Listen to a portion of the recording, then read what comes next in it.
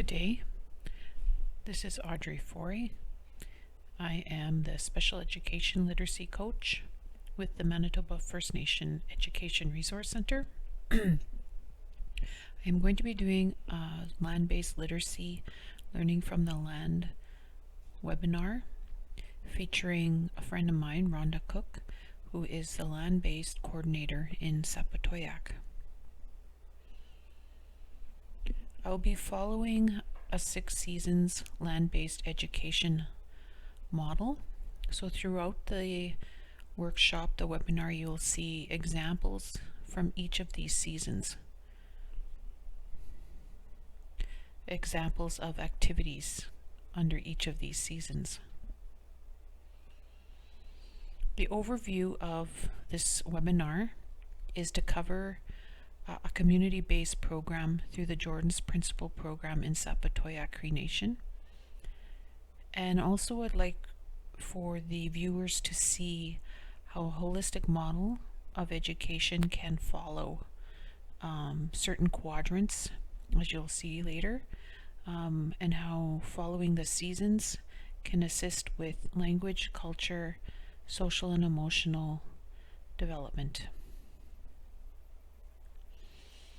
So land-based education in regards to literacy is using a First Nations perspective, using a medicine wheel approach. There's evidence of the balance of using social, emotional, cognitive, and spiritual aspects in the concept of literacy development through inquiry and experiential land and place-based learning. Viewing literacy from a land-based perspective means that as a teacher or an educational assistant, you are able to consider the medicine wheel concepts for literacy development and establish a plan to provide your students feelings of wellness through careful planning, differentiation, flexibility, and learning from the land. The development of differentiated lesson plans using a guide to assist you will help with this planning.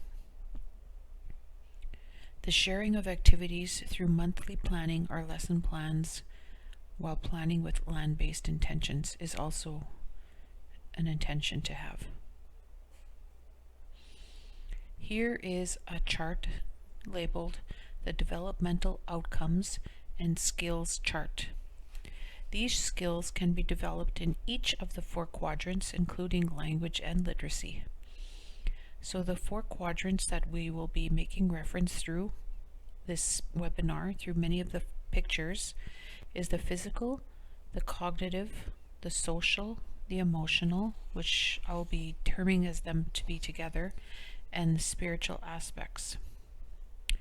As you can see on the right, some of the spiritual domain, if we look at it down here, this is when children can use their imagination and their creativity. They can express feelings and emotions. They develop an awareness of self and build relationships, such as their own self-awareness, their peers, and with their environment. Then we have the physical domain, and these are children will use fine and large motor skills. They'll learn spatial awareness, enhance their hand-eye coordination, and improve dexterity, which means they'll be able to improve movement.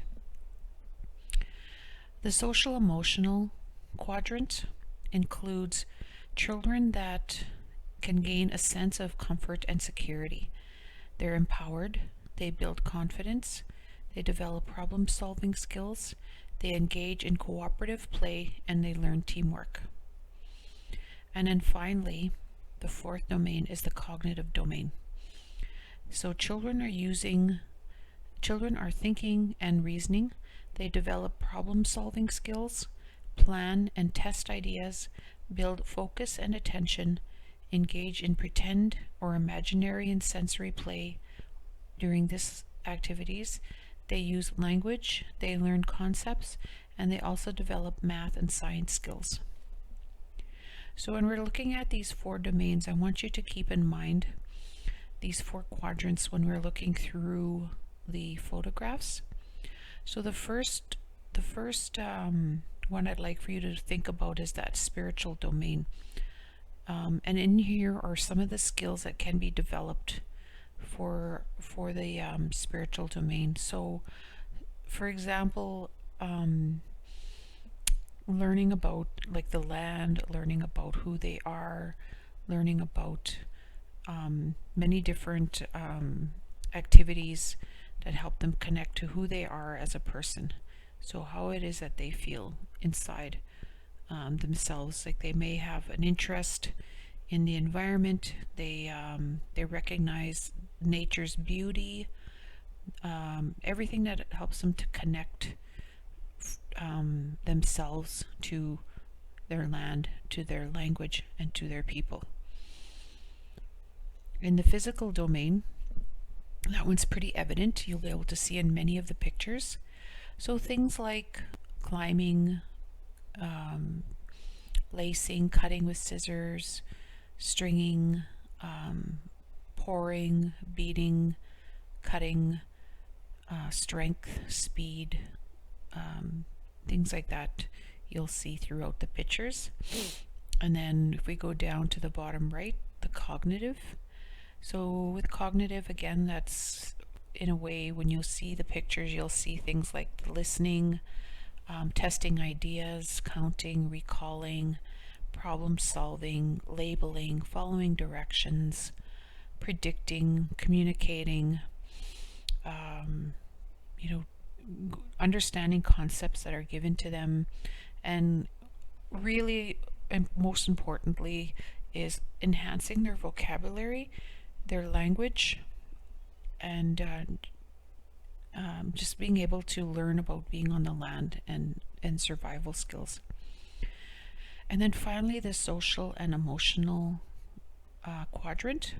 So things like taking turns, sharing, helping, discussing, cooperating, kindness, awareness of cultural differences, parallel playing, imitating, verbalizing their feelings, identifying them, self-identity, pride in accomplishments, displaying affection and observations and attends to others.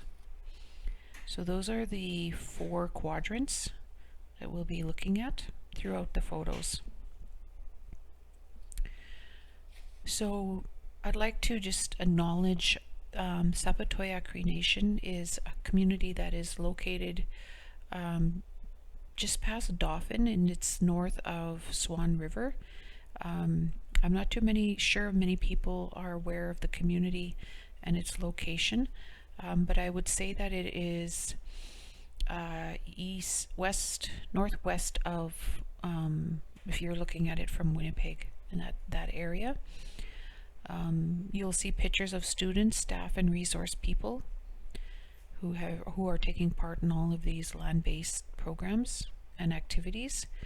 The culture and language is school coordinator, who is now the Jordan's principal land-based coordinator. And many grades are being shown these activities, so different ages. Tawakan. So this is taken by one of the teachers. So the youth hunters that went out in the fall with some local hunters, they helped with the hunting. They prepared the meat and they delivered it to the elders and the people of Sapotoweyak.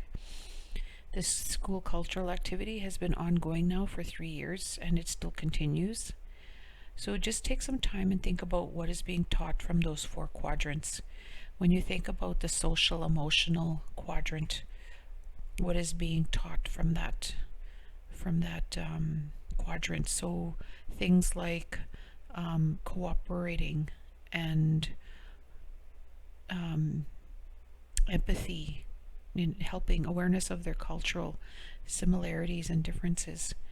And then when you look at them, the physical quadrant, you can see it's obvious that they're cutting in this picture, and they're taking all the meat, they're taking it to the community. So in the cognitive domain, they are problem solving, they're labeling, they're following their directions, they have been observing, they may be doing some questioning, They're enhancing their vocabulary, they're understanding concepts, they're using their memory, and then finally, spiritually. What is it that they are learning spiritually? And that is just that connection to the land, connection to the people, connection to who they are in that community. Next is a picture of some young ladies. One year, a local hunter shot a moose. They dropped it off at the school, and it didn't take the students long to cut the moose up, and they shared it with the community. So what is being taught? Social emotional development. What is being taught cognitively, physically, and spiritually. Here's a photo of a stretched out moose hide. Moose hide preparation. This was one that was worked on. The program coordinators are still in the process of learning how to make moose hide. Pemmican. This tradition of making their own moose hide was not being practiced, and the community is trying to revive the learning of this process back. So when you think about those 4 quadrants, what is being taught socially, emotionally, cognitively, physically, and spiritually? Here's another photo. On the right are 2 ladies that are cutting up and cleaning the hide, and they're using traditional tools. And on the left, there's 1, 2, 3, 4 hides that are in the water, the cold water. They place them in the water so that it doesn't get, they don't get moldy.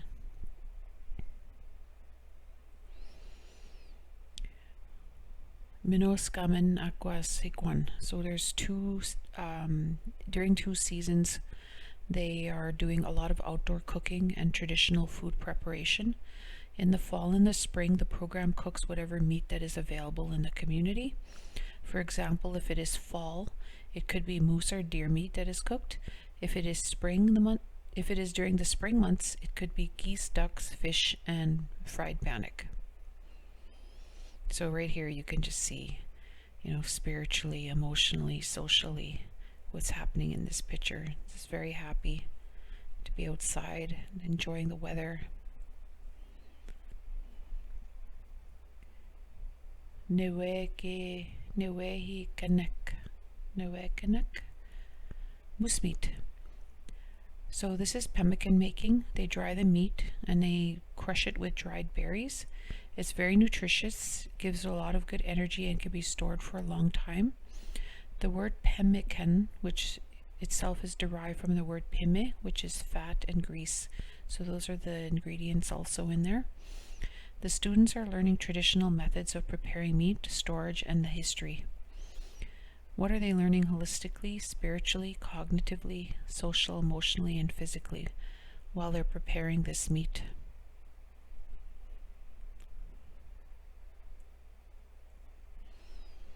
Here is their camp. So on the right you can see that they're cooking the meat. And this is the camp. The students are there with some of the resource people. Pip on winter. So the children are taken out to observe how the fishermen set nets under the ice.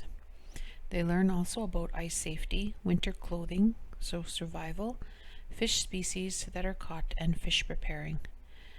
What learning has taken place spiritually, social, emotionally, cognitively, or physically? Pipon. Beadwork is taught during the winter months.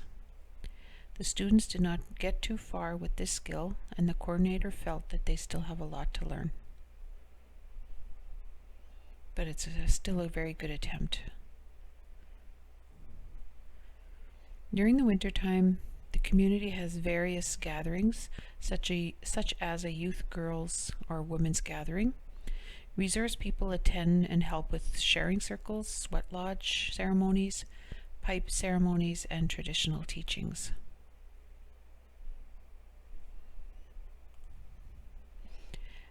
They also learn about moss bag. So the young women are learned how to sew, and they're taught how to make moss bags. Also the teachings that go along with the moss bags. So teachings of the belly button, the swing, and the cap are shared with resource people to the young women of the community. They also make drums and rattles. From the moose hide that they cleaned in the fall and stretched, drums and rattles are made from the hide. Children are shown how to make their own drum and rattle. Students are also taught songs and how to sing. The little ones are very fast learners. So social, emotional, spiritual, cognitive, and physically, what are they learning? They also are taught how to make ribbon skirts. Young ladies are taught how to make traditional ribbon skirts and the meaning and teachings of what the skirts are for First Nations. Students are also taken out on the land, during Skidoo and ATV trips. The fall and the winter, the youth and the children are taken out on Skidoos and ATVs to show them their traditional territory. The students can see how beautiful and bountiful Kekawano Aske has to offer us. Teachings are shared regarding the animals, plants, and especially the water, which we need to protect. Sigwan, springtime. Each spring the youth are taken out to the trap lines and shown how to trap muskrat and beavers. This activity has been ongoing now for over 20 years. The young men that were taught the traditional cultural ways are now taking out the next generation of students. The community wants to keep this tradition alive for as long as they can.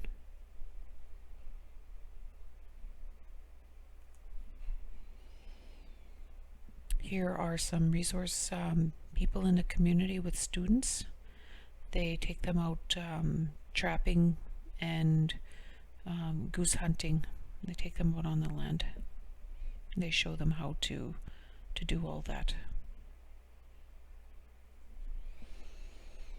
Sigwan. Duck and goose hunting is also done at this time. Students are taught how to hunt ducks and geese every spring along with trapping. Safety precautions are taught as well within this activity. Cabins are built so the school can use with the students. It is within their community land-based area and is accessible by Skidoo or ATV. So as you can see, the school's made a sign here that it's their lodging.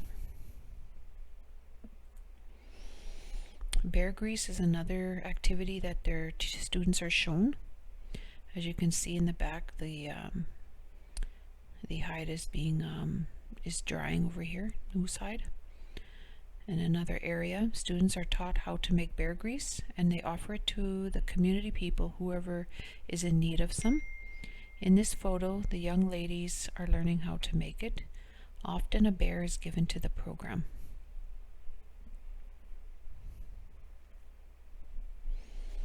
Maple sugar or syrup season.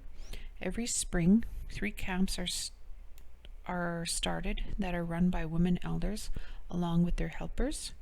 The students are taken out to the camps and shown how maple sugar is made. This activity is a long time standing community activity. All camps have cooks who prepare traditional foods over an open fire. The food that is cooked is supplied by the hunters each spring.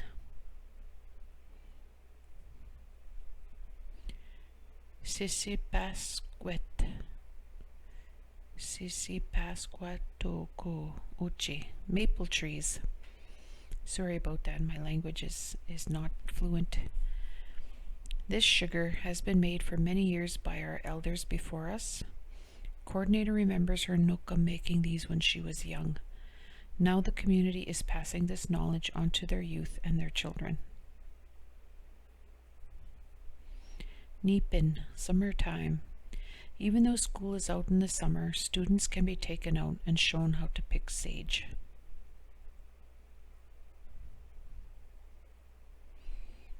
Egase. I want to thank Rhonda Cook, Jordan's principal land-based coordinator, for sharing her program with me and for us. If you need to ask Rhonda or myself any questions, we can be reached at the information below. Rhonda Cook at Rhonda_Cook_SCN@hotmail.com, and myself, Audrey Forey, Special Education Literacy Coach, at audreyf@mfnerc.com. Egase.